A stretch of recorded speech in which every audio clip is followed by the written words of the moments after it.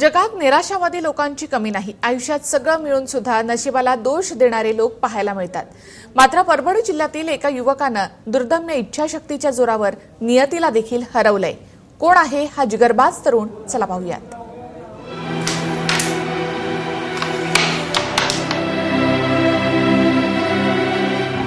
हा आहे योगेश खंदारे।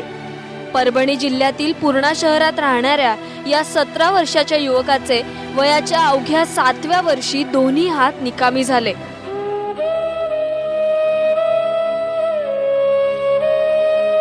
विजेच्या तारांमध्ये अडकलेली पतंग काढण्यासाठी गेलेल्या योगेशला विजेचा धक्का बसला आणि हा अपघात घडला। जेव्हा मला शॉट लागला, जेव्हा माझे दोन्ही हात गेले, तेव्हा मी इतकं निराश झालो होतो की मला वाटलं जगण्याचा आता काही अर्थच नाहीये।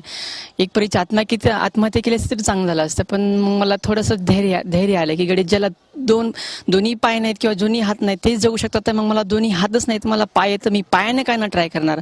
मग मी पायाने लिहायला शिकलो, मग नवीन आवडीचे पदार्थ करून खायला शिकलो, कॅरम खेळायला शिकलो, ड्रॉइंग करायला शिकलो, शाळेत जायला शिकलो। त्याच्यानंतर पूर्ण काम मी पायाने करू शकतो। सकाळी उठल्यावर दात घासण्यापासून ते अगदी आपल्या आवडीचे पदार्थ तयार करण्यापर्यंत तो सर्व कामं पायानेच करायला शिकला। लिखाण काम, चित्रकला तसंच कॅरम बोर्ड सुद्धा तो पायाने अगदी सहजतेने खेळतो।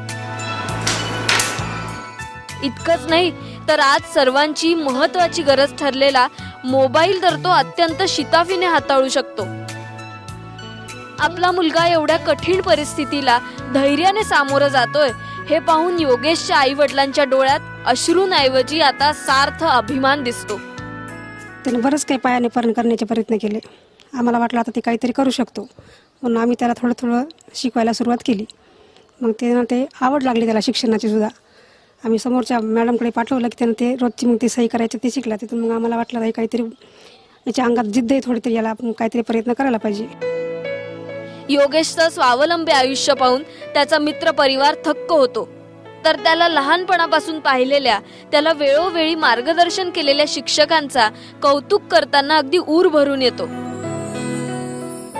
मला खूपच नवल वाटते योगेश संदर्भात। ते खूपच चांगली हँडरायटिंग आणि कॅरम काय अशा नवीन नवीन गोष्टी करून पाहतो। कॅरम खेळायचो म्हणल्यावर आमच्या पण खूपच चांगले खेळत होते। हा लहानपणापासूनच एक कुशाग्र बुद्धीचा विद्यार्थी म्हणून आम्ही त्याला पाहतो।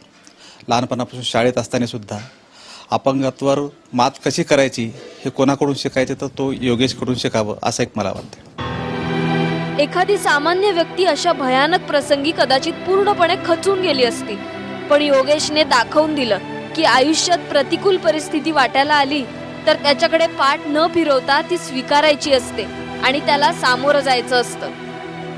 सलीम शेख, TV9 मराठी, परभणी।